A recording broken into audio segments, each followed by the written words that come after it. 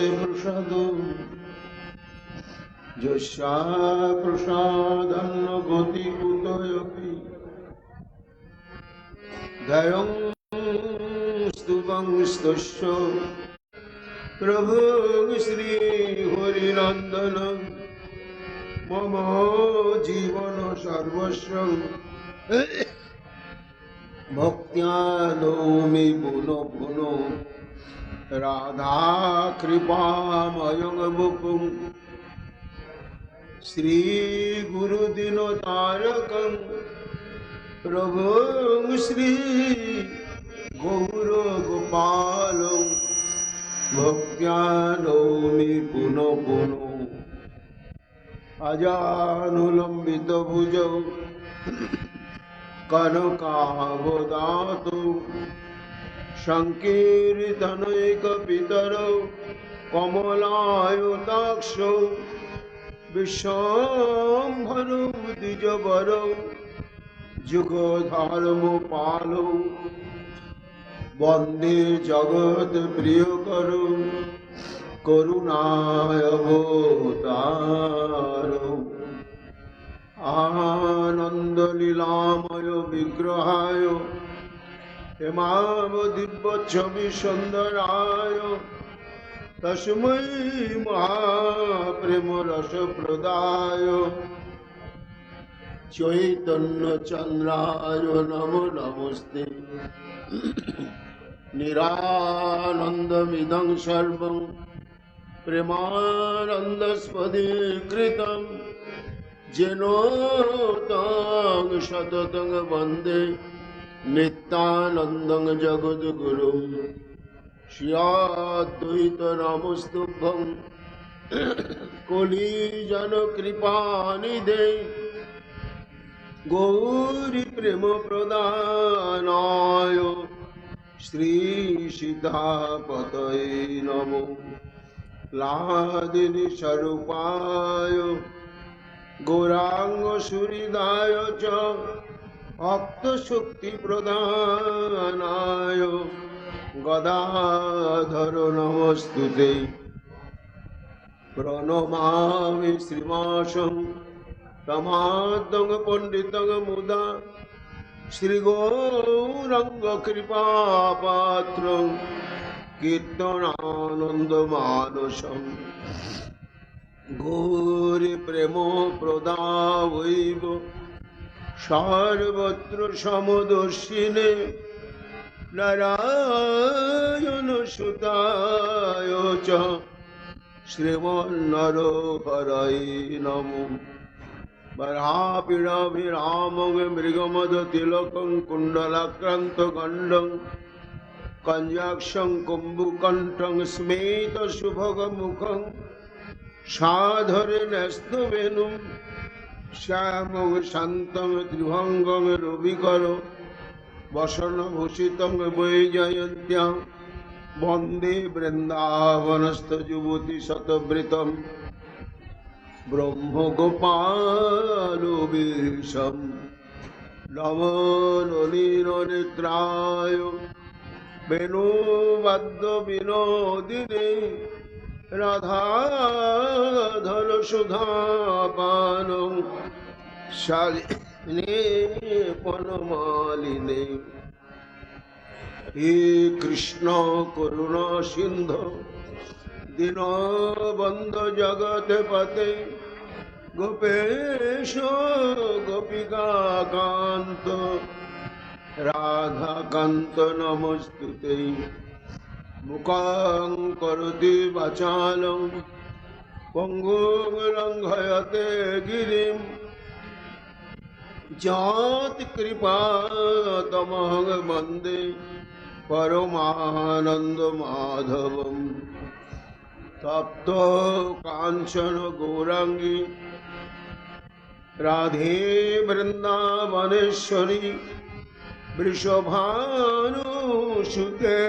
देवी तं नमामि हरिप्रिये महाभावस्वरूपातं कृष्ण प्रिया वरीयसी प्रेम भुक्ति प्रदे देवी राधिका तंग नमाम्यहम् वन्दे नन्दव्रजस्त्रीणां पदरेणुम् अभिघ्नश यासं हरिकथागीतं पुनाति भुवनत्रयम् आचतुर्वदन ब्रह्मा दिवाहुरपरो हरि अभालोचन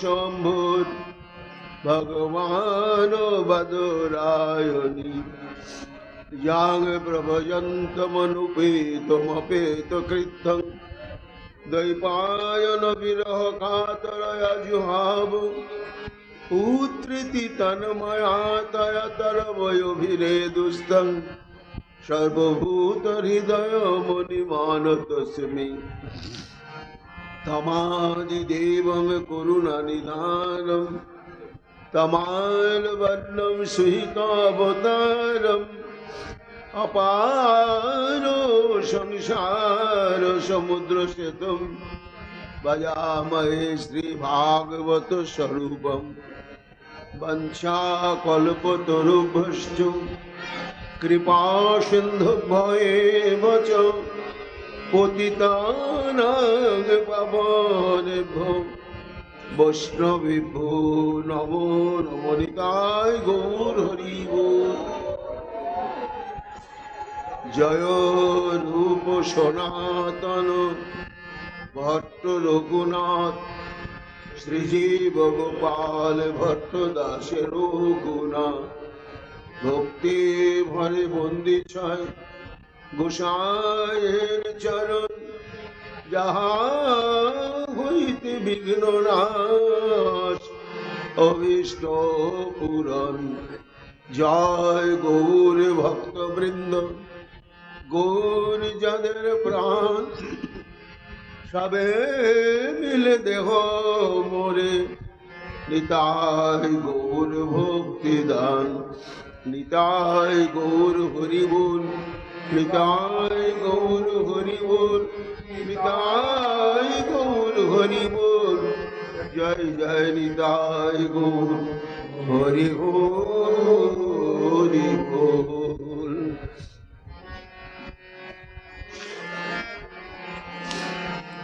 राधे राधे राधे जय जय श्री राधे राधे प्राण राधे राधे राधे राधे प्राण राधे राधे राधे।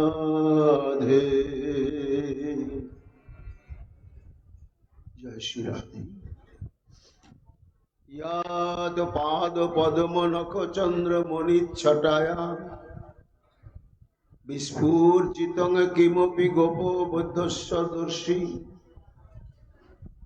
पूर्णानुराग रस सागर सारमूर्ति साराधिका मयि कदापि कृपां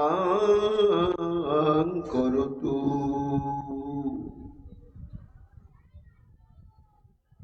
कलिजुग पावन अवतार अनर्पित प्रेमदाता निखिल जनमानुष संतापहारी प्रेम पुरुषोत्तम भगवान श्री कृष्ण चैतन्य महाप्रभु अति अंतरंग प्रिय परिकर एवं कृष्णकांता शिरोमणि श्रीमती राधारानी हृदय निश्रित कृपार से गठित तनु परम पूज्यपाद श्रीमद प्रबोधानंद सरस्वती तार श्री श्री राधा रस सुधा निधि नामक श्री ग्रंथेर एकादश संख्यक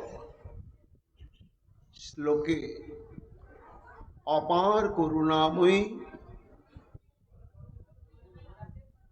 प्रेम भक्ति प्रदायिनी महाभाव स्वरूपिणी श्रीमती राधारानीर निकटे তার প্রাণ ঢালা কৃপা প্রত্যাশা করছেন। কেমন রাধারানী? পূর্ণানুরাগ রস সাগর সারমূর্তি,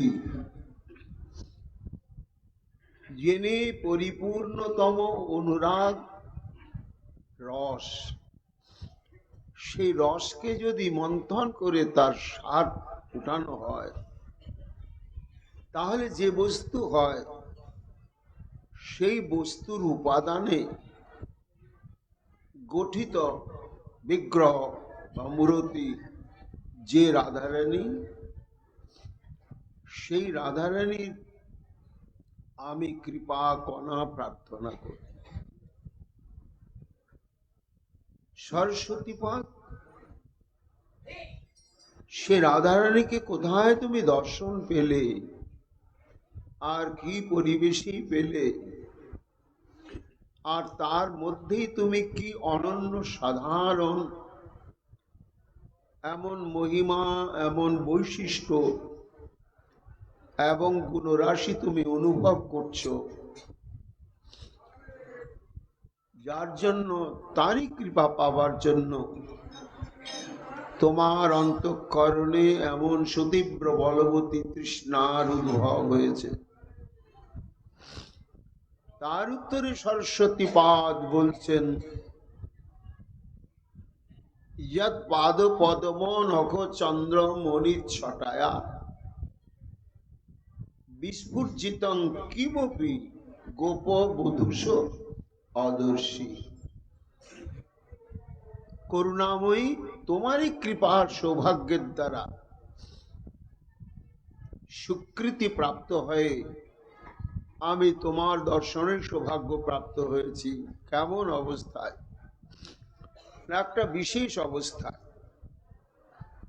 যদিও বৃন্দাবনের সমস্ত কৃষ্ণ কান্তাগণ বা ব্রজগোপীগণ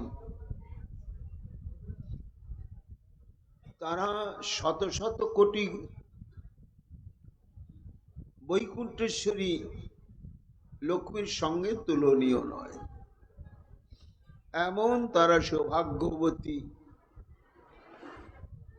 তা এই রকম শতকোটি গোপিকা বৃন্দের মধ্যে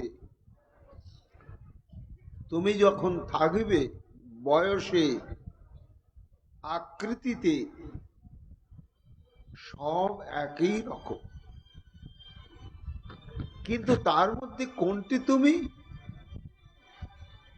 সেটা আমি কিভাবে অনুভব করলাম না, তোমার চরণের দিকে যখন আমি দৃষ্টি দিলাম, তখন 300 কোটি গোপীর চরণ প্রান্তে দৃষ্টি দিয়ে যে অভিনব বৈশিষ্ট্য আমার দর্শন সৌভাগ্য হয়নি,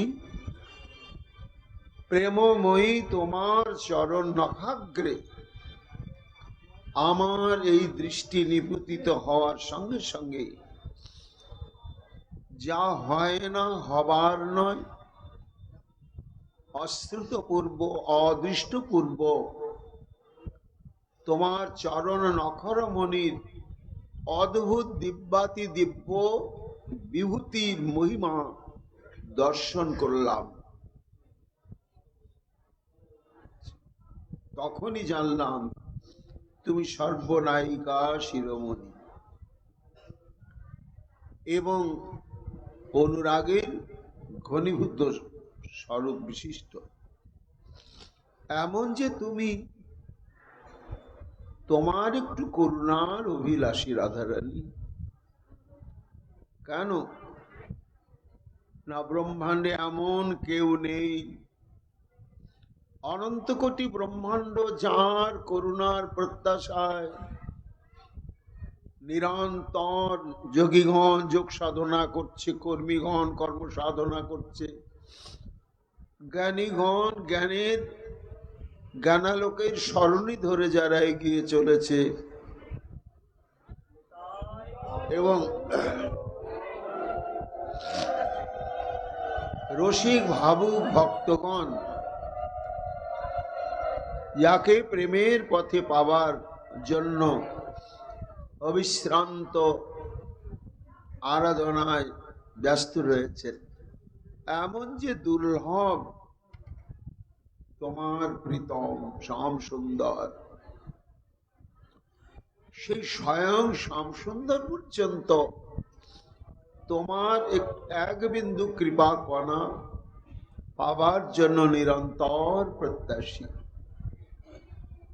তাহলে যার কৃপা কণা পাবার জন্য অনন্ত কোটি ব্রহ্মাণ্ডের যোগী ঋষি সন্ন্যাসী জীব মাত্রেই ব্যাকুল, সেই গোবিন্দ যার কৃপা কণা পাবার জন্য নিরন্তর ধ্যান ধরা যোগীর মতন মাধবীলতা কুঞ্জের তপস্যা করতে বাধ্য হন, এমন তুমি অনন্ত কৃপার অতলান্ত মহাসমুদ্র, সেই সমুদ্রের এক বিন্দু পেলে আমি কৃতার্থ হয়ে যাব। রাধারস সুধা নিধির প্রত্যেকটি মন্ত্র, প্রত্যেকটি শ্লোকের অন্তরালে অনন্ত লীলা, অনন্ত রস, অনন্ত মাধুর্য আর রাধারানীর অনন্ত মহিমা ঘোষিত হয়েছে, কীর্তিত হয়েছে। এবং শুনতে হবে নিরন্তর আমাদের। যত যত বেশি বেশি রাধারানীর প্রসঙ্গ শ্রবণ করতে থাকা যাবে, তত তত রাধা দাস্য প্রাপ্তির লালসা অন্তরে বর্ধিত হতেই থাকবে, বর্ধিত হতেই থাকবে। এই যে সরস্বতী পাদ বলছেন, কদাপি কৃপাঙ্কর তু, কোনো এক সময় তুমি আমাকে কৃপা করবে কি? কিন্তু কৃপাটা তো আমরা একেবারে সহজে উচ্চারণ করি, বৈষ্ণবের চরণে, প্রভু সন্তানদের চরণে, গুরুদেবের চরণে কৃপা করুন, কৃপা করুন, কৃপা করুন। কিন্তু কৃপার শব্দটির তাৎপর্য কি? না অতি সহজ, ক্রি ধাতু আর পা ধাতু, কৃপা। অর্থাৎ আমি যতখানি অভীষ্ট দেবের জন্য করব, যে পরিমাণ করব, ঠিক সেই পরিমাণই সৌভাগ্য সুকৃতি আমি প্রাপ্ত হব। আমি করব না, গুরুদেবের জন্য কিছু করব না, বৈষ্ণবের জন্য করব না, প্রভু সন্তানগণের জন্য কিছুই করব না, অথচ নিজের স্বার্থ সিদ্ধির জন্য চেয়ে যাব শুধু কৃপা করো, কৃপা করো, কৃপা করো। এটা ঠিক নয়, এইভাবে কৃপা পাওয়া যাবে না। কৃপা না চাইলেও কৃপা একেবারে গড়িয়ে এসে পড়বে, যদি আমি তার জন্য জীবনকে উৎসর্গ করতে পারি। এই জন্য মহাজন বলছেন যে রাধা দাস্য পেতে গেলে, রাধা নিষ্ঠা পেতে হলে মনে প্রাণে সর্বদিক থেকে রাধাগত হতে হবে, রাধাময় হয়ে যেতে হবে। শয়নে স্বপনে জাগরণে সর্বকর্মের মধ্য দিয়ে মুহূর্তের জন্য রাধা স্মৃতি অন্তঃকরণ থেকে বিচ্যুত হবে না। সব সময় হা রাধে, হা রাধে, আমি তোমার কৃপা। তা যতখানি আমি তার জন্য ব্যাকুল হব, আমি উৎসর্গিত প্রাণ হব, তাকে নিরন্তর স্মরণ করব, না চাইলেও রাধারানী কৃপা ঢেলেই দেবে। এই জন্য মহাজন বলছেন যে রাধা দাস্য অভিলাষী সাধককে কি পরিমাণে রাধারানীর প্রতি একনিষ্ঠ হতে হবে। যত্র যত্র মম জন্ম কর্মভি নারকে অথ পরম পদে মম, রাধিকার অতি নিকুঞ্জ মণ্ডলী তত্র তত্র হৃদি মে বিরাজতাম। অর্থাৎ আমি কিচ্ছু চাই না জীবন, যত্র যত্র মম জন্ম কর্মভি, আমাদের জন্মগ্রহণ করেছি, মৃত্যু অবশ্যম্ভাবী, এটা তো মেনেই নিতে হবে। আর মৃত্যুর পরে জন্মটাও অবশ্যম্ভাবী। এই যে মৃত্যুর পরে জন্ম, জন্মের পরে মৃত্যু, জন্মটাকে প্রতিবারই একই নামে, একই জায়গায়, একই রূপে, একই পরিচয়ে হতে থাকবে? তা হবে না। কেন হবে না? না, আমরা কর্মফল ভোগ করতে জন্মগ্রহণ করেছি। একদিকে যেমন আমাদের কর্মফল ভোগ চলছে, আর একদিকে কর্মফলের চাষও চলছে, নিজেরাই জানি না, ওটা এমনিই হতে থাকে কর্মফলের চাষ। তা সেই কর্ম তিন প্রকার। এক হচ্ছে সৎকর্ম, আর এক হচ্ছে অসৎকর্ম, আর এক হচ্ছে মিশ্র।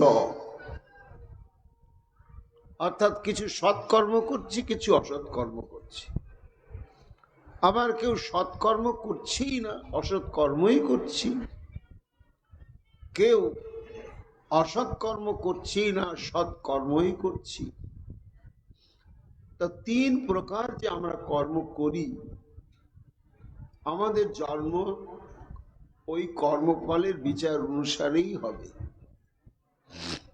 এইবার যদি সারা জীবন জন্মের পর থেকে মৃত্যু পর্যন্ত আমি সৎ কর্ম করলাম, পুণ্য কর্ম করলাম, তীর্থকৃত দান ধ্যান ব্রত তপস্যা অনেক কিছু করলাম, তাতে কি হবে বলে, সেই শুভ কর্মরাশির পরিণামে জন্ম হতে পারে বৈকুণ্ঠে। এখানে মহাজন বলছেন যে পরম পদে মম, পরম পদে মানে হচ্ছে নিত্য বৈকুণ্ঠ ধাম। প্রচুর পরিমাণে সৎকর্মই করলাম, সারা জীবন অসৎকর্ম করলাম না, আর মিশ্র কর্ম করলাম না। তা বৈকুণ্ঠ ধামে আমি স্থান পেলাম, এইখানে কি আমার পরাগতি? হ্যাঁ, বৈকুণ্ঠ এমন একটি ধাম যদ্গত্বা ন নিবর্তন্তে। একবার বৈকুণ্ঠের পরিকরত্ব লাভ করতে পারলে তাকে আর এই জন্ম মৃত্যুময় সংসারে ফিরে আসতে হয় না। কিন্তু উৎকর্ষের দিক থেকে, মহিমার দিক থেকে, মাধুর্যের দিক থেকে যদি বিচার করা যায়, তাহলে বৈকুণ্ঠের চাইতে অনেক গরিষ্ঠী হচ্ছে বৃন্দাবন। তা এই বৃন্দাবন ধামেতে জন্মগ্রহণ করা, এটা একটা আলাদা সাধনা। এটা সৎকর্মের দ্বারাও জন্ম হবে না, অসৎ কর্মের দ্বারা তো হবেই না, মিশ্র কর্মের দ্বারাও হবে না। এখন রাধানিষ্ঠ সাধক বলছেন যে আমার শুভ কর্মফলের জন্য যদি নরকে বৈকুণ্ঠে জন্ম হয়, সেটাকে মেনে নেব। তা মেনে নিয়ে তুমি কি তাহলে বৈকুণ্ঠে সুখে থাকবে?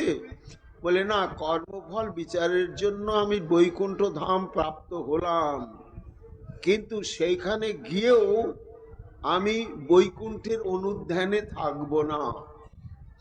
সৎকর্ম বিচার অনুসারে বৈকুণ্ঠ প্রাপ্ত হলেও তত্র তত্র হৃদি মে বিরাজতাম রাধিকার অতি কুঞ্জ মণ্ডলী।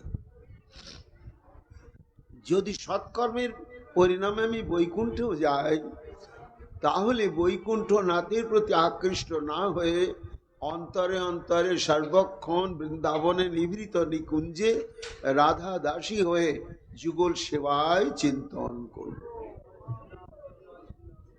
আচ্ছা ভক্ত, সৎকর্মে তুমি বৈকুণ্ঠে গেলে ওখানেও রাধারানীকে ছাড়বে না, না, এই রাধা নিষ্ঠা। আচ্ছা, অসৎ কর্ম যদি করো, হ্যাঁ করতে পারি, আমি যে করবো না এ কথা বলছি না। ভয়ঙ্কর ভয়ঙ্কর অসৎ কর্ম করতে পারি। কেন? আমি মায়াবদ্ধ জীব, মায়ার অধীন। এবং এই অসৎ কর্মের পরিণাম হচ্ছে কি? অনন্ত নরক। তা নারকে অথ পরম পদে মম। যদি অসৎ কর্মফলের বিচারে আমার জন্মটা নরকে হয়, তা আমার কর্মফলই তো আমার পাওনা, এটা তো আমি মেনে নেব। কিন্তু রাধারানী ওই কর্মফল বিচারে নরকে গিয়েও যেন, আমি নরকের যন্ত্রণার মধ্যে থেকেও যেন রাধিকার অতি নিকুঞ্জ মণ্ডলী তত্র তত্র হৃদিমে বিরাজমান, ওই নরকে গিয়েও যেন আমি সর্বক্ষণ তোমার অনুধ্যানের আবেশেই নিমগ্ন থাকি। যত্র যত্র মম জন্ম কর্ম নারকে অত পরমে পদে মম। এইভাবে শ্রীমতী রাধারানীর প্রতি নিষ্ঠা যদি প্রগাঢ়ভাবে এবং তৈল ধারাবত প্রাপ্ত হওয়া না যায়, তাহলে কৃপা করুন রাধা দাসী হতে পারি, হবে না। যতটা আমি রাধাময় নিজেকে করতে পারবো, রাধারানীর প্রতি নিষ্ঠাটা যতটা আমি নিজে আনতে পারবো, না চাইলেও আমি রাধারানীর কৃপাটা তার চাইতে অনেক বেশি পাব। বলে এই রাধা নিষ্ঠার স্বরূপটা কেমন হবে? যেখানেই জন্ম হোক, বৈকুণ্ঠে বা নরকে, রাধা অনুধ্যানই আমার একমাত্র ব্রত। আবার মহাজন বলছেন, জীবনে আর আমার অন্য কোনো প্রচেষ্টা নেই, ভজন নেই, সাধন নেই, কামনা বাসনা নেই। কি আছে তোমার তাহলে? শয়নে কিশোরী, স্বপনে কিশোরী, কিশোরী নয়ন তারা। আমি যখন শয়ন করব, তখন ওই রাধারানীর চরণ তলেই শয়ন করব। এই ভাবনায় আমার ভেতরে প্রতি মুহূর্তেই যেন নিরন্তর জেগে থাকে।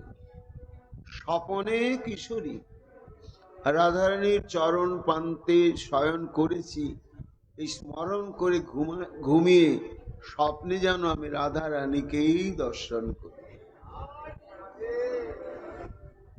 কিশোরী নয়ন ধারা, অর্থাৎ সমগ্র জগৎময় রাধারানীর স্বরূপকে অনুভব করতে গেলে নয়নটাকে রাধাময় করে ফেলতে হবে। এই জন্য কিশোরী নয়ন তারা, আমার জীবনে কিশোরী, মরণে কিশোরী। যতদিন বাঁচব রাধে রাধে রাধে রাধে বলবো। আবার যেদিন আমার মৃত্যুকাল সমাগত হবে, রাধে রাধে বলি, তুয়া নাম বলি, গাইব উচ্চ স্বরে। আবার নামের সখিতে এমর পরাণ যাবে তুয়া পদতলে।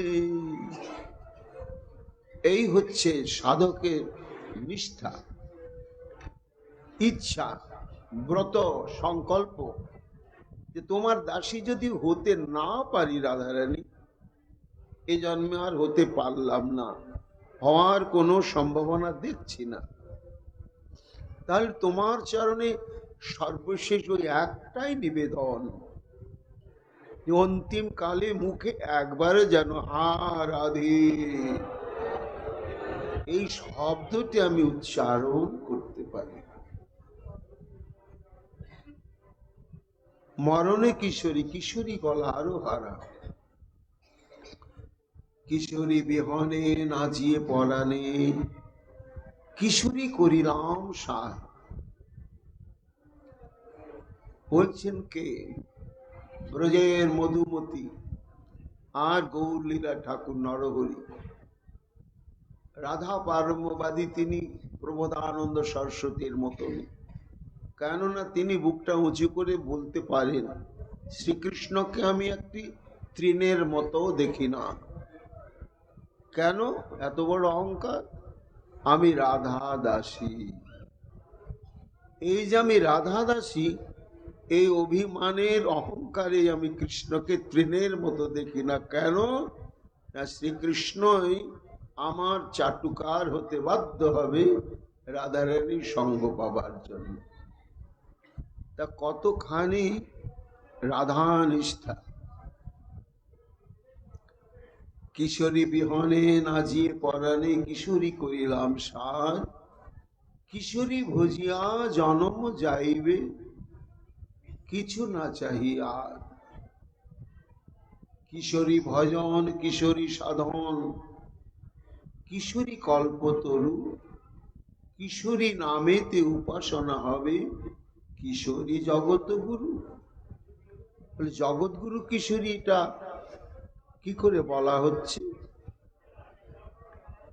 না স্বয়ং শ্রী গোবিন্দ তিনি বলছেন রাধিকার প্রেম গুরু আমি শিষ্য নর। নানা নৃত্যে সদাই আমায় নাচায় উদ্ভর।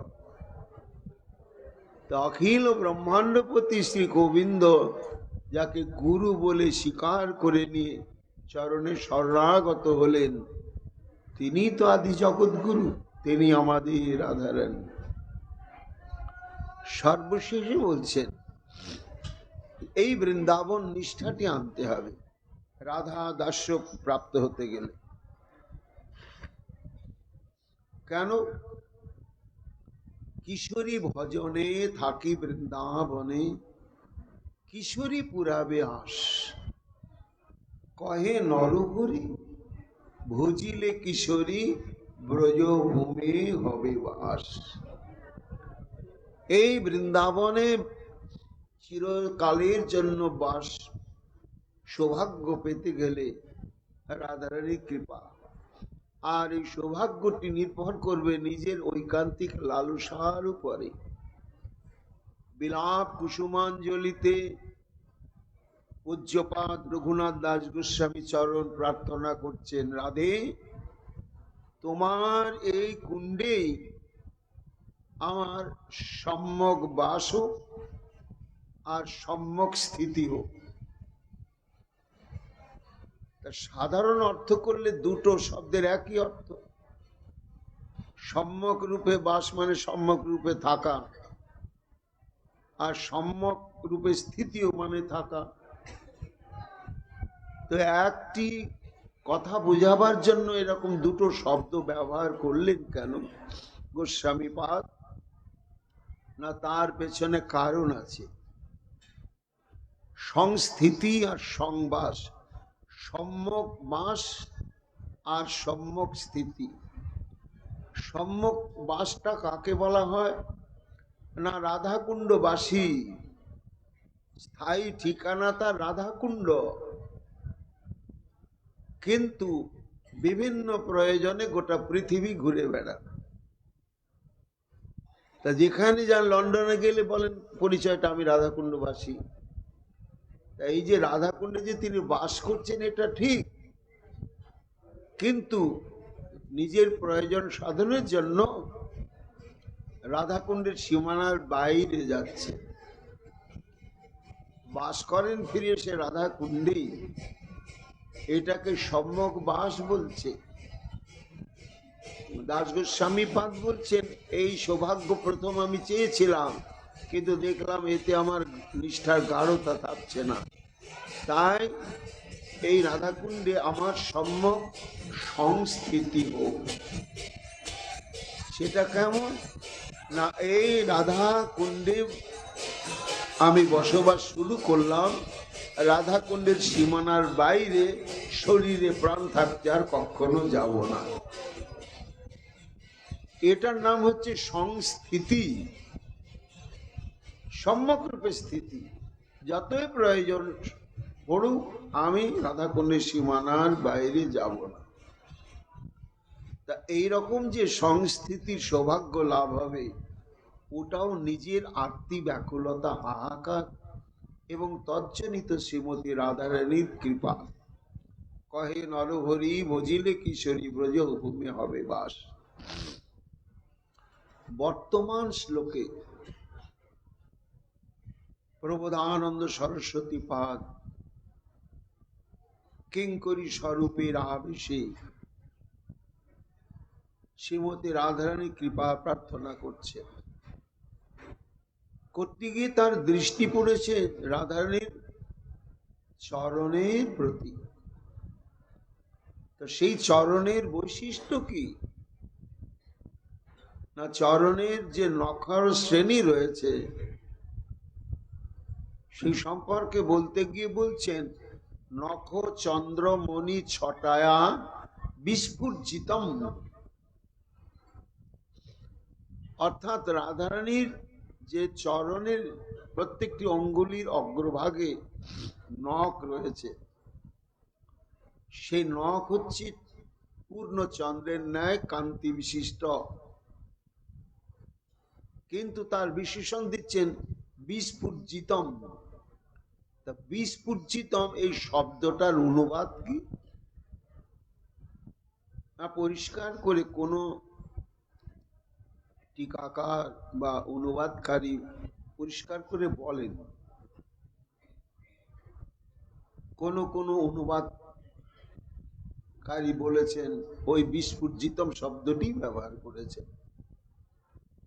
আবার একজন ব্যাখ্যাকার বলছেন যে বিস্ফুজিতম মানে হচ্ছে চরণের মণিছটার কিরণের বিভূতি বিশেষ। আর একজন ব্যাখ্যাকার বলছেন বিস্ফুজিতম মানে হচ্ছে শব্দায়মান প্রকাশ। শব্দায়মান প্রকাশ বলতে কাকে বোঝায় না, বিদ্যুৎ যখন চমকে ওঠে, বিদ্যুৎটা দেখা গেল, ডাকার সঙ্গে সঙ্গে মেঘ ডাকার শব্দটাও কানে ঢোকে কিনা। অর্থাৎ বিদ্যুৎ যে নিজের প্রকাশটা ঘটালো, ঘটানোর সঙ্গে সঙ্গে একটা শব্দ ঝংকার ঘটিয়ে দিল। তা এই যে বিদ্যুৎ যখন নিজে প্রকাশ বা বিকাশ লাভ করে, সেটি যখন গর্জনের মাধ্যমে প্রকাশ পায়, এটাকে বলা হচ্ছে বিস্ফুজিতম। তা শ্রীমতী রাধারানীর চরণের নখ, তার যে কান্তির ছটা, সেটি কোন পরিবেশে কি লীলার মধ্য দিয়ে বিস্ফুজিতম দশাটি প্রাপ্ত হলেন না, এই চরণ নখর মণিকে নিয়ে রাধা কিঙ্করী ভাবে অনেক অনেক মহাজন তাদের আস্বাদনের রসোদ্গার ব্যক্ত করেছেন গ্রন্থেতে। যেমন স্তবামৃত লহরীতে বিশ্বনাথ চক্রবর্তী পাদ রাধা ধ্যানম স্তোত্রের 28 নম্বর শ্লোকে বলছেন জয়তঙ্গ্রী পঙ্কে রুহ দ্বন্দ্বমিষ্টম দলাগ্রে নখেন্দু ব্রজেনাপিরিষ্টম কৃণ্ণ নুপুরং হংস কারাব ভক্তম হরি জয়তেব লাক্ষা রসাক্তম। জয়তী অর্থাৎ সর্বতভাবে জয়যুক্ত হোক।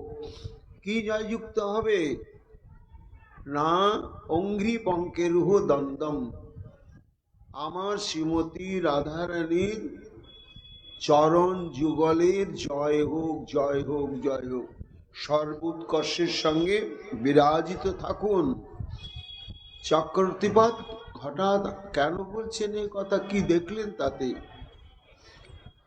না, এই চরণ যুগলই হচ্ছে সমস্ত ব্রহ্মাণ্ডের রাধা অভিলাষী ভক্তগণের অভীষ্ট বস্তু, কাম্য বস্তু। তো সেই চরণের সৌন্দর্য মাধুর্য রাশি কেমন, দলাগ্রে নখেন্দু ব্রজেনাপিরিষ্টম, এই যে 5টি অঙ্গুলি চরণের তার অগ্রভাগে অগ্রভাগে শুভ্রবর্ণের যে নখ, নখ নয়, দেখে মনে হচ্ছে চন্দ্র, যেন আকাশের চন্দ্র রাধারানীর চরণ দর্শন করে তার মাধুর্য ছটা কিরণ অনুভব করে বলেন, ধিক আমার, আমি অহংকারে সবার মাথার উপরে পূর্ণ চন্দ্ররূপে বিরাজ করে জগৎকে ঠান্ডা শীতল স্নিগ্ধ আলো বিতরণ করে অহংকারে পুলছি, কিন্তু আমি আমার শীতল কিরণের দ্বারা মানুষের অঙ্গ প্রত্যঙ্গ শীতল করতে পারি, ত্রিতাপের জ্বালা তো দূর করতে পারি না। কিন্তু রাধারানীর চরণের নখে নখে যে এক একটি করে চন্দ্র, তার কি ছটা, ওহো, যার দ্বারা অনন্ত কোটি জন্মের পাপ বিধ্বংস হয়ে যায়। তাই চন্দ্র আত্মধিক্কারে ধিকৃত হয়ে নিজেকে খণ্ডিত করে 10 খণ্ডে টুকরো টুকরো হয়ে, হ্যাঁ রাধে তোমার চরণে শরণ নিলাম, এই বলে যেন 2 চরণের অঙ্গুলির অগ্রভাগে হৃষ্টম স্থান পেয়ে যেন চন্দ্র দেবতা নিজেকে ধন্য কৃতার্থ মনে করছেন। তাহলে সেই চরণের অঙ্গুলির অগ্রভাগে যে নখর শ্রেণী, তার যে সৌন্দর্য মাধুর্যই নয়, তাতে ধ্বনি মাধুর্য আছে। কি না, কনন্নুপুর হংসক রাবা ভক্তম, অর্থাৎ চরণে আছে নূপুর, আর প্রত্যেকটি শ্রীমতী রাধারানীর চরণের অঙ্গুলিতে অঙ্গুলিতে আছে হংসক, যাকে চুটকি বলে, এবং তারও মধুর ঝঙ্কার রয়েছে। সেই মধুর ঝঙ্কার সমন্বিত রাধারানীর এই 10টি নখর শ্রেণী চন্দ্রস্বরূপ যেন শ্যামসুন্দরের শ্যামবর্ণ অন্ধকারময় হৃদয়কে যেন আলোকিত করছে, এমন যে রাধারানীর চরণ যুগল তার জয় হোক, জয় হোক, জয় হোক। তারা নিরন্তর আস্বাদন করেছে, একেবারে ধ্রুব তারার মতো তাদের দৃষ্টি রাধারানীর চরণ, আর অন্যদিকে তাদের দৃষ্টি যায় না। আবার এই রাধারানীর চরণকে নিয়ে কবিরাজ গোস্বামী পাদ গোবিন্দ লীলামৃতে 11 সর্গে বলছেন, অপূর্বা শ্রী রাধা চরণ নখ চন্দ্রাবলীরিয়ং সদা পূর্ণা ভান্তি হরির হৃদি নিরঙ্কার রুচি। বলে দেখো দেখো, রাধারানীর চরণে যে এক একটি নখাগ্রে যে নখ রয়েছে, নখর, তার যে কান্তির ছটা, সে আকাশের ওই কলঙ্কি চাঁদকে ধিকৃত করে নিষ্কলঙ্ক রূপে সমোদিত হয়েছে। শুধু তাই নয়, সমৎফুল্লং তস্যেন্দ্রিয় কুমুদ বৃন্দং দধতি। আহা, এমন যে নখর চন্দ্র সমন্বিত রাধারানীর চরণ যুগল, এই চরণ যুগলকে আশ্রয় করেছেন আমার শ্যামচন্দ্র। তাতে কি হয়েছে না, তস্যেন্দ্রিয় কুমুদ বৃন্দং বিদধতি, যেমন চন্দ্র কিরণে রাত্রিকালীন কুমুদ বা শাপলা ফুল যেমন একেবারে প্রস্ফুটিত হয়, বিকশিত হয়, কেননা পূর্ণ চাঁদের সঙ্গে তার সম্পর্ক, তেমনি যেন শ্রীমতী রাধারানীর চরণে নখর শ্রেণী সমস্ত পূর্ণ চন্দ্রকে দর্শন করে সঙ্গ প্রাপ্ত হয়ে আমার গোবিন্দের ইন্দ্রিয়রূপ যে শাপলা ফুল বা কুমুদ ফুল, তা যেন উত্তর উত্তর বৃদ্ধি প্রাপ্ত হচ্ছে, মাধুর্য রাশি বিকশিত হচ্ছে। এবং শুধু তাই নয়, হঠাৎ চন্দ্রাবল্লভীর চৈত্য বা বিস্মৃতি মপি, এবং রাধারানীর চরণস্থিত এই নক্ষচন্দ্রকে দর্শন করে কি হচ্ছে না, তিনি বিস্মিত হয়ে যাচ্ছেন, ভুলে যাচ্ছেন। কি ভুলে যাচ্ছেন না, আকাশে যে চাঁদ আছে এবং মাসে একবার করে যে তার পূর্ণিমা লাগে, আর প্রত্যেক মাসে একটা করে পূর্ণিমাতে পূর্ণ চাঁদ, তার যে সৌন্দর্য মাধুর্য, এটা শ্রীকৃষ্ণের স্মৃতিতে ছিল। কিন্তু যেদিন এই রাধারানীর চরণস্থিত নক্ষচন্দ্র তিনি আস্বাদন করেছেন, সেদিন থেকে আকাশের প্রতি মাসে মাসে পূর্ণিমায় পূর্ণচন্দ্র উদিত হওয়ার যে স্মৃতি, সেটা ভুলেই গেছেন। আর কি ভুলেছেন? চন্দ্রাবল্লাবিরচয়তি। আবার চন্দ্রাবলী মানে চন্দ্রসমূহ, আবার চন্দ্রাবলী মানে হচ্ছে চন্দ্রাবলী নায়িকা। অর্থাৎ চন্দ্রাবলীর প্রতি গোবিন্দের যে আসক্তি, সে আসক্তিটা যখন রাধারানীর চরণে তিনি দৃষ্টি নিবদ্ধ করেন, তখন রাধারানীর চরণ নখের ছটায় শ্যামকে এমন বেভুল করে দেয় যে চিন্তা করেও আর চন্দ্রাবলীকে অন্তঃকরণে জাগাতেই পারে। এমন আমার রাধারানীর চরণের বৈশিষ্ট্য। গগন চাঁদে কলঙ্ক আছে, রাধারানীর নখ চাঁদে কোনো কলঙ্ক নেই। গগন চাঁদে সৌগন্ধ নেই, রাধারানীর নখ চন্দ্রে আছে সৌগন্ধ। গগন চাঁদে অনুরাগের প্রতীক অরুণ বর্ণ নেই, কিন্তু আমার রাধারানীর চরণের যে নখ, তাতে একটু আলতার ছোঁয়া আছে বলে তাতে যেন অরুণ রাগে রঞ্জিত হয়ে আছে। অপূর্ব রাধিকা পদ নখ চন্দ্রাবলী, অকলঙ্ক সদাপূর্ণ রহে গন্ধাবলী। হৃদয়ে কৃষ্ণের হৃদয় আকাশে সদাই উদয়, অরুণ রুচিতে করে আনন্দ হৃদয়। কৃষ্ণের হৃদয় রূপ কৈরব প্রকাশে, বলে চন্দ্রাবলী স্মৃতি সতত বিনাশ। আজকে কোন পরিবেশে সরস্বতী পাদ স্ফূর্তিতে এই নখচন্দ্রের মহিমা আস্বাদন করলেন, আমরা সেই প্রসঙ্গে ফিরে আসি। স্ফূর্তির জন্য হাহাকার, অন্ন জল ত্যাগ।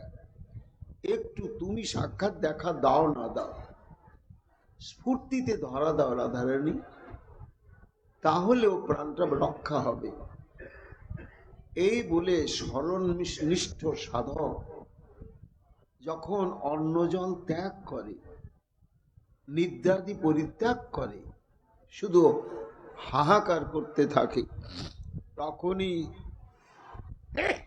রাধারানীর কৃপা তার উপরে চড়ে পড়ে, আর তখনই লীলার স্ফূর্তি ঘটে।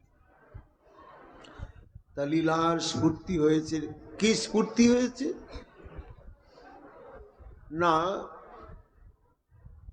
স্বাধীন ভর্তৃকা অবস্থা শ্রীমতী রাধারানী। মহারাশির পরে কুঞ্জ মিলন হয়েছে, এইবার নিশান্ত কাল ফিরে যেতে হবে শ্রী গোবিন্দকেও, নিজের ঘরে রাধারানীকেও ফিরে যেতে হবে।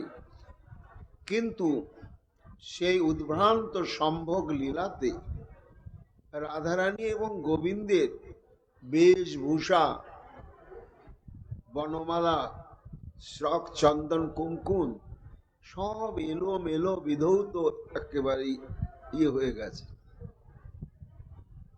সখীরা বলছে, শ্যাম, আমরা তোমার রাধারানীকে কত সুন্দর করে সাজিয়ে এনেছিলাম বলতো। তা শোনো, সখীগণ কহে শোনো না গোরখান, বীর চহ রায় বেশ বনা। আমরা যেমন করে সাজিয়ে এনেছিলাম, এই কুঞ্জ থেকে বেরোনোর আগেই তুমি ঠিক নিখুঁত ভাবে সেইভাবে সাজিয়ে দাও। গোবিন্দ বলছেন, রাধে এরা কি বলছে? হ্যাঁ, শ্যামসুন্দর ঠিকই বলছে তো, আমাকে ওরা কত সুন্দর সাজিয়ে এনেছিল বলো তো, আর তুমি এরকম করলে কেন? বলে, দেখো ওটা তো আমি করিনি, ওটা হয়ে গেছে। তা হয়ে যাক আর যাক, তোকে সাজাতে হবে তো। বলে দেখো, তুমি হলে রাজকন্যা, রাজনন্দিনী, আর আমি হলাম ধেনু চড়ানো রাখাল। তো একজন ধেনু চড়ানো রাখাল রাজনন্দিনীর কোন অঙ্গে কি অলংকার দিয়ে, কি প্রসাধন দিয়ে কেমন করে সাজাতে হয়, সেটা কি একটা অজ্ঞান রাখাল জানে? তা যে জানেই না, তো তাকে কেন বলছো? বলে শোনো বাঁকাসাম, বাঁকা বাঁকা কথা তুলবে না। যদি তুমি সাজাতে না জানো ভালো, তাহলে নষ্ট করলে কেন? তো সাজানোটা তো তুমিই নষ্ট করে দিয়েছ। তখন তো জ্ঞান ছিল না যে আমি কিছু হালা বলা রাখাল, আমি কিছুই জানি না, যেমন আছে তেমনি থাকুক। তো নষ্ট করে দেওয়ার তো কলা কৌশল তুমি খুব পাক্কা ভাবে জানো, কাজেই সাজাতেও হবে তোমাকেই। সখীরা ঠিকই বলছে, সখীরা বলছে শোনো, ওই আমাদের স্বামীরও তাই ইচ্ছা, আজকে ছাড়াছাড়ি নেই, তোমাকেই সাজাতে হবে, কোনো কথা আমরা শুনবো না। রাধারানী বলছেন হ্যাঁ শ্যাম। গোবিন্দ বলছেন রাধে দেখো, আমি তো রাখাল, তা আমার দ্বারা কি হবে? যদি ভুল হয়ে যায়, চরণের দাস বলে তুমি একটু শিখিয়ে নিও। এই বলেই শ্রী গোবিন্দ আমার কিঙ্করীগণের দিকে হাত পাতলেন, মানে সাজাতে শুরু করবেন। তো সাজাতে গিয়ে যা যা প্রসাধন সামগ্রী লাগে, অলংকার লাগে, এরা যোগান দেবে। রাধারানী বলছেন শোনো, সাজাবে তো, কিন্তু আমার একটু নিষেধ আছে, দুটো নিষেধ আছে। কি নিষেধ আছে রাধারানী?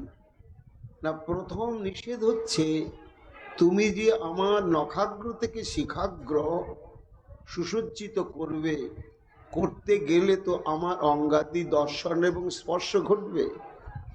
হ্যাঁ, তা তো ঘটতেই হবে, তাছাড়া সাজাবো কি করে? কিন্তু নিষেধটা হচ্ছে যে সাজাতে গিয়ে যেন তোমার কর কাঁপে না।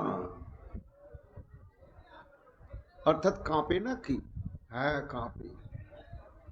কেন? মাদনাক্ষ মহাভাবতী রাধারানী, তার অঙ্গ স্পর্শ মাত্রেন রসরাজ আমার গোবিন্দ অষ্টসাত্ত্বিক বিকারে একেবারে ধৈর্য হারিয়ে ফেলে। সেটাই সাবধান করে বলছেন যে সাজাতে গিয়ে তোমার প্রেমানন্দটাই যেন প্রাধান্য না পায়, তাহলে সেবানন্দটা কিন্তু আর সম্পূর্ণ হবে না। তাই নিজ প্রেমানন্দে ভক্তের সেবানন্দ বাদে, তাই সেবা নিজ প্রেমানন্দ হইতে ভয় ভক্তের মহাক্রোধে। এই একটা নিষেধ, স্থির ভাবে যে অঙ্গে যা দিয়ে সাজাতে হয় সাজাও। আর দ্বিতীয় নিষেধ কি জানো? আমার সব অঙ্গ তুমি স্পর্শ করে সাজাবে, কিন্তু সেই অঙ্গ যেন তুমি স্পর্শ করবে না, এটা আগেই নিষেধ করে দিলাম। গোবিন্দ তো চমকে গেলে, হা রাধে হা রাধে, তুহু সে তীর্থময়ী গৌরী, তোমার নখাগ্র থেকে শিখাগ্রে সমগ্র পৃথিবীর তীর্থগণ বিরাজ করছে। এমন যে তীর্থময়ী তুমি, তা তোমার এমন কোন অঙ্গ আছে যে কাঙাল রাখালের অধিকার নেই সেইখানটা স্পর্শ করার জন্য? তো সেটা, সেই অঙ্গের সঙ্গে তো আমার কোনো পরিচয় বুঝতে পারছি না। তা তুমি পরিষ্কার করে বলে দাও কোন অঙ্গ আমার স্পর্শ করার অধিকার নেই। সখীরা হাসছে। রাধারানী শ্যাম সুন্দরের হাত দুটো ধরেছে, ধরে বলছেন শ্যাম, সব অঙ্গ সাজাবে, কিন্তু আমার চরণ যেন ছুঁয়ো না শ্যাম, এটাই আমার নিষেধ। তুমি আমার গুপ্ত ব্যক্ত সকল অঙ্গ সুসজ্জিত করো, কিন্তু আমার যেন চরণ স্পর্শ করো না। গোবিন্দ বলছেন, কি বলছো রাধে? ওই অভিলাষটাই তো আমার প্রধান। তা আমি কোন দোষে দোষী হলাম, কোন অপরাধে অপরাধী হলাম যে তোমার ওই চরণটা আমি একটু স্পর্শ করতে পারবো না, তার সেবা করতে পারবো না, সাজাতে পারবো না? দেখো প্রীতম, তুমি আমার প্রাণনাথ, তুমি আমার প্রাণবল্লভ, আর আমি তোমার দাসী। এটি আমি মনে প্রাণে জানি, জগৎ সবাই জানে, তুমিও জানো। তো দাস বা দাসী প্রভুর চরণ সেবা করে, কিন্তু প্রভু কি কখনো দাস দাসীর পা টিপে দেয়? তা তো দেয় না। এই জন্য তুমি আমার প্রাণবল্লভ, প্রাণীর সম্পদ, প্রাণীর ধন, আমি তোমার চরণ সেবা করব, কিন্তু তুমি আমার প্রাণীর সত্তাধিকারী প্রিয় প্রভু হয়ে কেন তুমি আমার চরণ সেবা করবে? এই জন্য সব অঙ্গ সাজাও, চরণ বাদ রাখো। গোবিন্দ বলছেন, রাধে তাহলে আমার একটা কথার উত্তর দাও। কি না, পূর্বরাগের কালে সর্বপ্রথম যখন তুমি নিজেকে সঁপে দিয়ে কাঁদতে কাঁদতে আমার চরণে পড়ে বললে, তিল ও তুলসী দিয়া সমর্পণ করি নুহিয়া জনমের মতো রাঙা পায়। হে বধূ, তিল এবং তুলসী সহ না নিবেদন হবে না তো? এই জন্য আমার নখাগ্র থেকে শিখাগ্র বাকি রাখলাম না, সব গোবিন্দায় নম বলে দিয়ে দিলাম।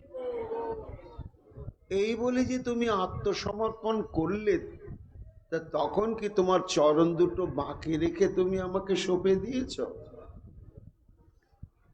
তা যদি চরণ দুটো বাকি রেখে সঁপে দাও, তাহলে আমি কোনোদিন স্পর্শ করব না।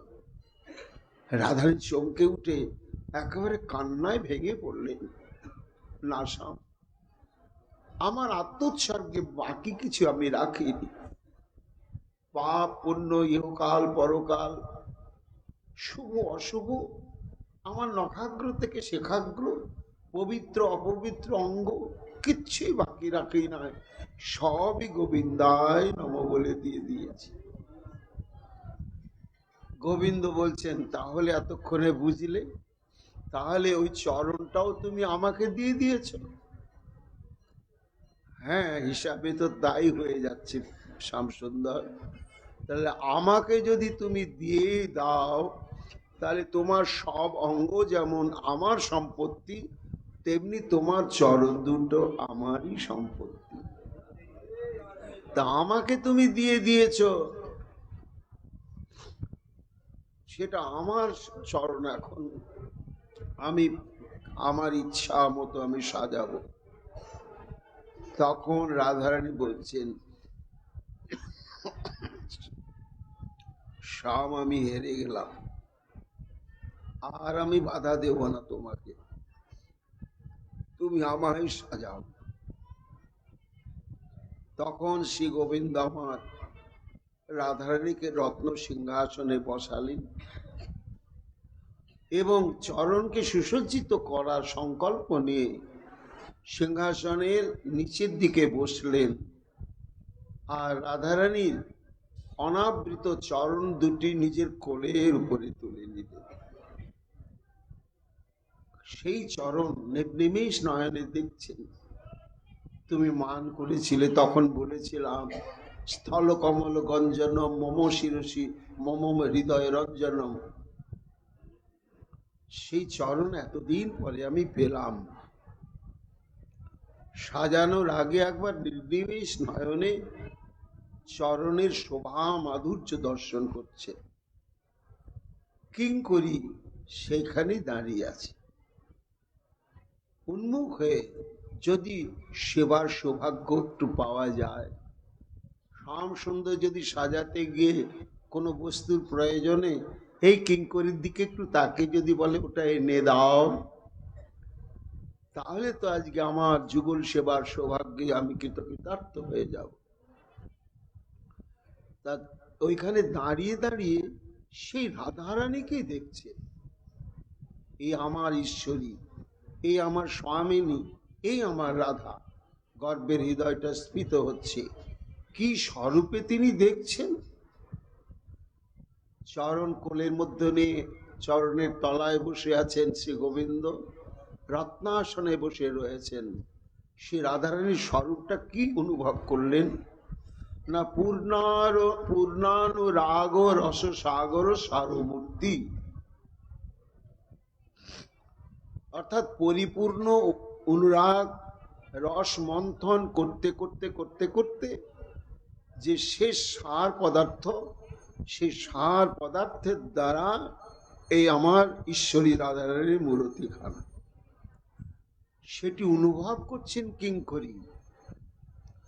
তখন রাধা স্বরূপের মাধুর্যেই তার চিত্ত ডুবে গেল।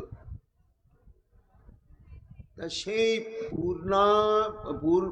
পূর্ণানুরাগ রস সাগর সারমূর্তি এর ব্যাখ্যাটা কেমন হবে?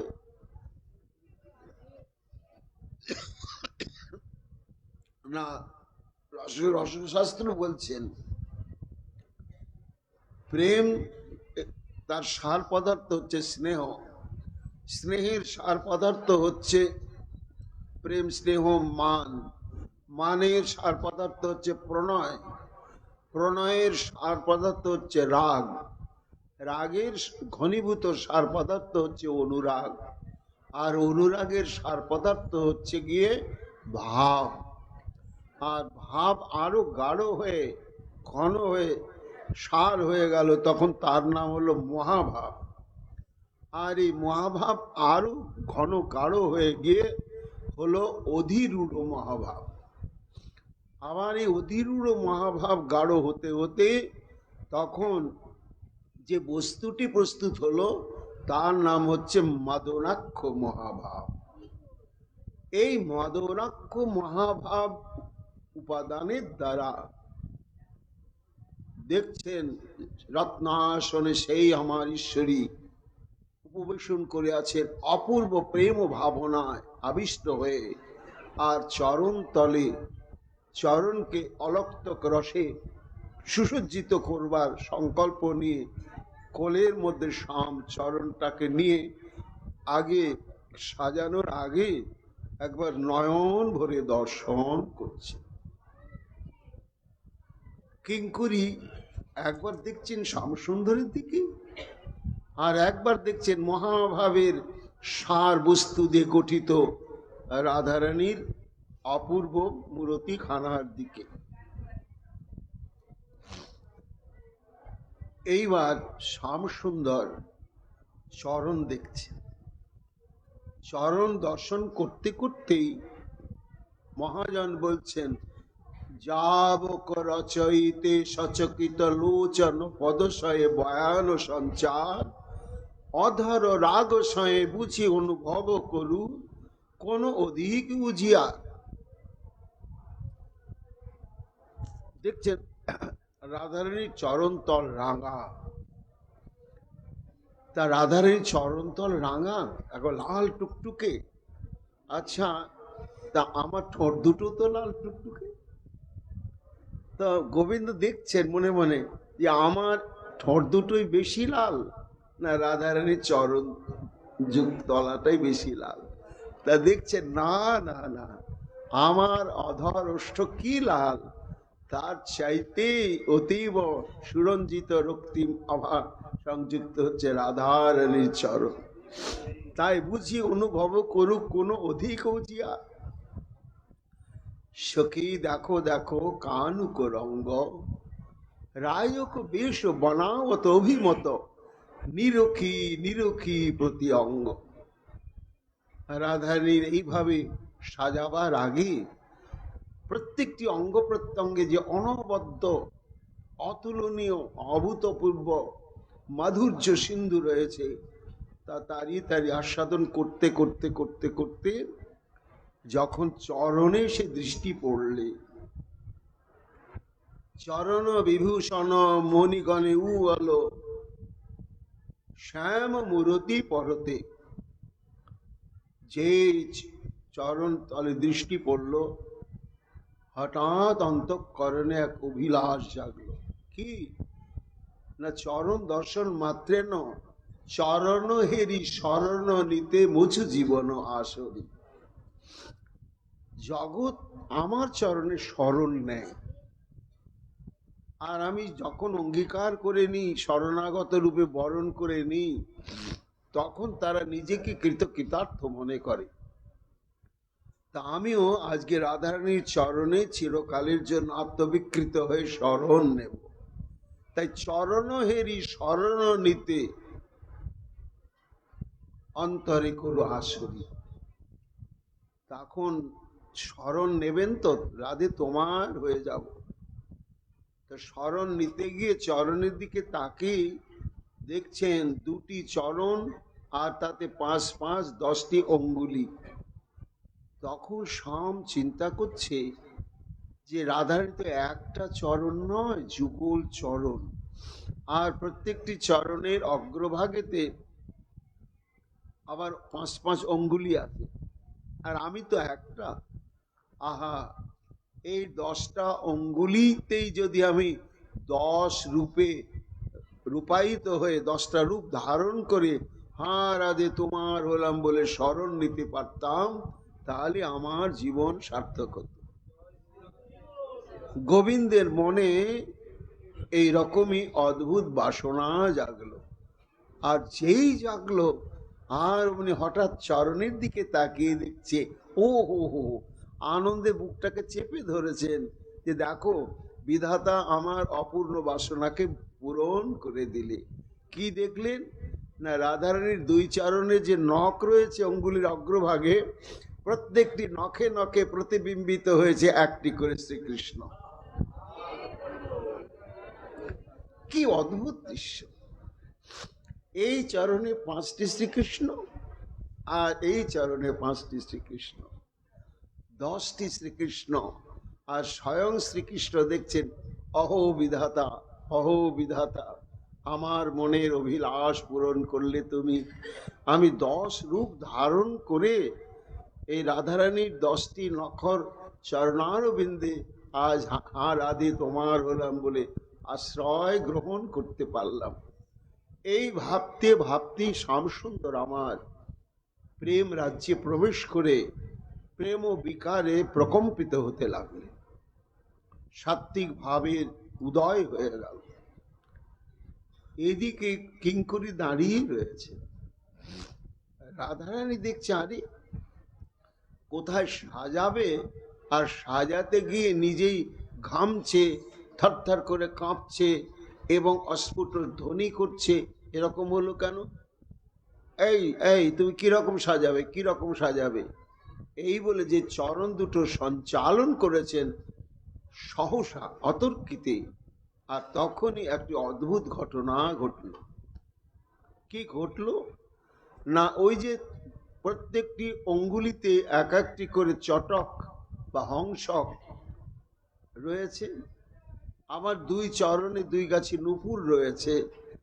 রাধারানী চরণ সঞ্চালন করার সঙ্গে সঙ্গে সেই হংসক বা চটকগুলো আর নুপুর এমন ঝঙ্কৃত হয়ে কৃষ্ণের প্রতিবিম্ব নখর থেকে সরে গিয়ে নখের যে কান্তির ছটা একেবারে শ্রীকৃষ্ণকে আলোকিত করলে সমগ্র কুঞ্জকে আলোকিত করে দিল। এই সহসা প্রবোধানন্দ সরস্বতী পাদ এবার কিঙ্করী স্বরূপে দেখছি কি, নখ কিরণের ছটায় শ্যাম সুন্দর গৌরবর্ণ হয়ে গিয়েছে এবং সমগ্র কুঞ্জখানাও অদ্ভুত বর্ণ সৃষ্টি করেছে, যার নখচন্দ্রমণির ছটায় হে রাধারানী তুমি সর্বনায়িকা শিরোমণি, সর্বকান্তা শিরোমণি। এই বৃন্দাবনে কত কত গোপী সমাজ রয়েছে, কারো চরণের এইরকম মহিমা নেই, একমাত্র তোমার চরণেই রয়েছে। হ্যাঁ রাধে গো, যার নখচন্দ্রের ছটায় এবং ধ্বনিতে বিমুগ্ধ হয়ে নাগর এইভাবে আবিষ্ট দশা প্রাপ্ত হয়, সেই চরণে একটুখানি সেবা সৌভাগ্য পাবার জন্য কৃপাময়ী কবে তুমি আমায় কৃপা করবে, কবে তুমি আমায় কৃপা করবে, এই বলতে বলতে স্ফূর্তির বিরাম ঘটে গেল। অর্থাৎ সামনে থেকে চিত্রটা হারিয়ে গেল। তখন দেখছি এই বৃন্দাবনে কোনো একটা জায়গায় পড়ে রয়েছি, কই সেই কুঞ্জ, কই আমার আত্মেশ্বরী রাধারানী, যার চরণ তলে পড়ে প্রীতম শ্যাম সুন্দর আমার, যার নখমণির কিরণোচ্ছটায় সমগ্র কুঞ্জ আলোকিত হয়ে উঠেছে এবং নূপুর হংসকের ধ্বনিতে মনে হচ্ছে যেন সশব্দে বিদ্যুৎ চমকিত হয়ে কুঞ্জকে এইভাবে আলোকিত করলে। এই বলে পুনর্দর্শন পাওয়ার জন্য সরস্বতীপাদ ব্যাকুল হাহাকার করতে লাগলেন। এইবার পুনর্বার আবার স্ফূর্তিতে কোন লীলারস প্রাপ্ত হলেন, আগামীকাল আমরা তা শ্রবণ কীর্তন করব। এখনকার মতো রাধারস সুধানিধি এইখানেই বিশ্রাম লাভ করছে।